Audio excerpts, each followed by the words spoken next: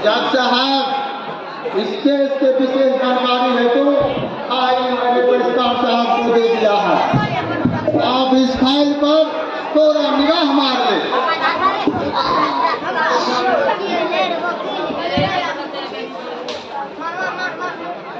सरकारी वकील साहब, आपको इस केस के विषय में जो कुछ भी कहना है अदालत के सामने कहा है। जज साहब, इंस्पेक्टर गौरव का कहना है कि मुजरिम सत्या को रंगे हाथे कामनी को गले में रस्सी का फंदा डालते हुए मुरली मुनीम ने देखा है और मुनीम ने भी कामनी को बचाने की बहुत कोशिश की, परंतु मुजरिम सत्या के दिलो दिमाग पर भूत सवार था। मुनीम जी का कहना नहीं माना और बेरहमी से कामनी की हत्या कर दिया। कत्ल का वजह ये तो मुझे सत्या से ही पूछा जाए। मिला, तुमने कामनी का कत्ल क्यों किया? मुझे मालूम है। यह क्या बताएगा मैं बताता हूँ हुजूर। कामनी अपने घर के आर्थिक तंगी से उब चुकी थी। वो अपने बेटी पूजा को ना भर के खाना दे पाती और ना उसे खा पाती, इसलिए उसने सोचा कि भानु प्रताप के हवेली पर नौकरी कर दी और उसने ऐसा ही किया। यह बात सत्या को पसंद नहीं था। सत्या ने बहुत मना किया पर कामनी नहीं मानी और ठाकुर भानु प्रताप के हवेली पर काम करने चली गई। सत्या उस समय घर में नहीं था। जब वो घर आया तो उसकी बेटी पूजा ने अपने पिता सत्या को सारी हकीकत बताई। सत्या गुस्से में आ गया और भानु प्रताप के हवेली पर गले में रस्सी का फंदा डालकर कामनी की हत्या कर दी। मुजरिम सत्या, तुम्हारा कोई वकील है? जी नहीं, मेरा कोई वकील नहीं। जो जुर्म तुम्हारे ऊपर लगा है उसके बचाव में अदालत के सामने कुछ कहना चाहोगे? मैं क्या कहूँ जज साहब, मेरे माई बाप कहने वाले तो इतने सारे, फिर मेरी कौन सुने? तुम्हारा वकील कौन है?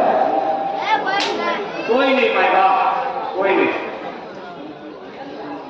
सोच लो, इस जुर्म में तुम्हें फांसी की सजा भी हो सकती है या कम से कम आजीवन कारावास।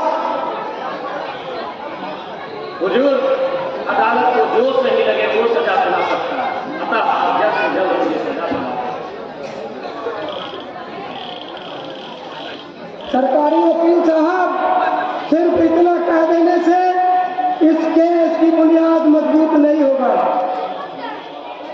मेरे पास चतुर्दीप गवाह है। मैं उस गवाह को अदालत में लाने की इजाजत चाहता हूँ। इजाजत है?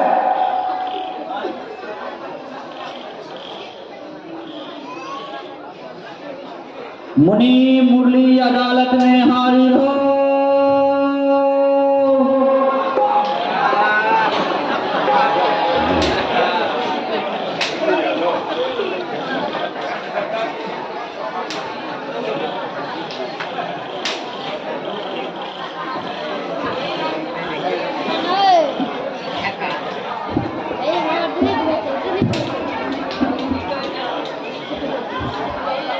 मैं गीता पे हाथ रख के कसम खाता हूँ कि जो कुछ भी कहूँगा सच कहूँगा, सच के सिवा कुछ नहीं कहूँगा। जोर लगा के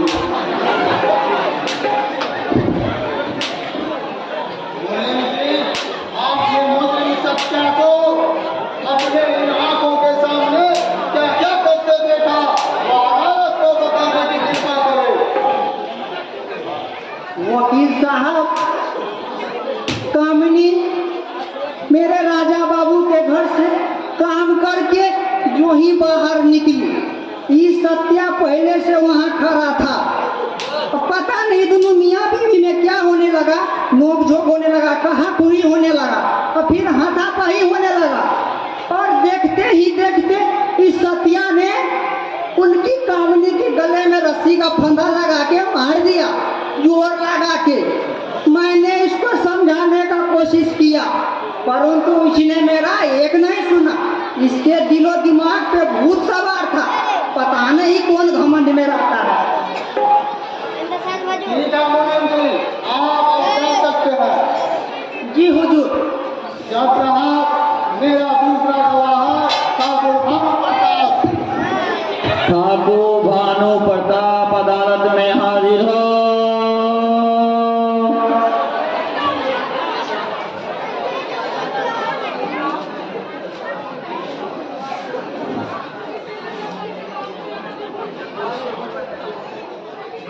मैं जो कहूँगा सच कहूँगा, सच के सिवा और कुछ नहीं कहूँगा जज साहब।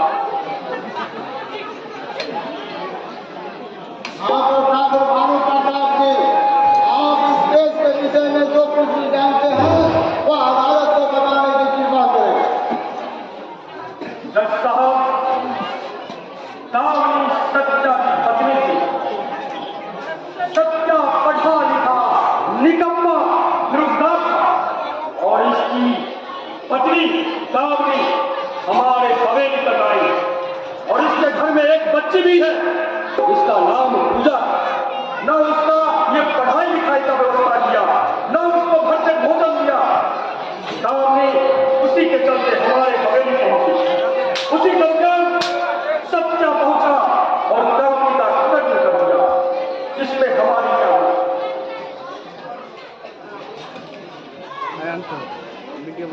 जज साहब, यह केस अब आगे की तरह साफ हो गया है कि मुजरिम कातिल है और इसीलिए दामिनी का हत्या किया है।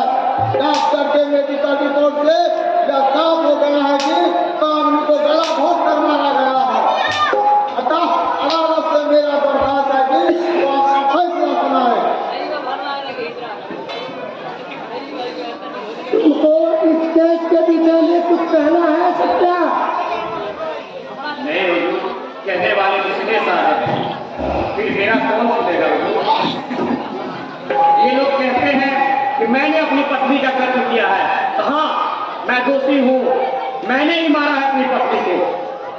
अतः आप जितना जल्दी फैसला सुना दें हुजूर। सरकारी वकील के दलीलों और बयानों से यह बात साबित हो चुका है कि मुजरिम सत्या ही कातिल है।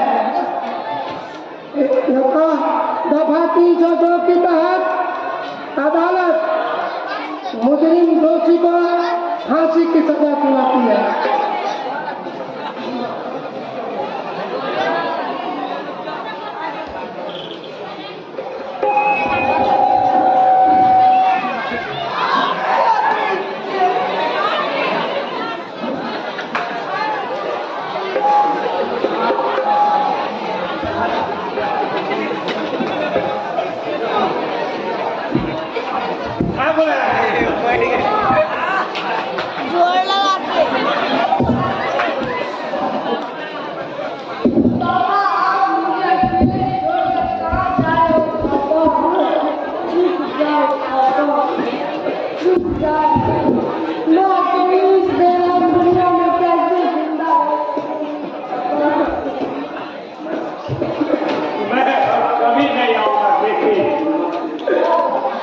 हिम्मत से काम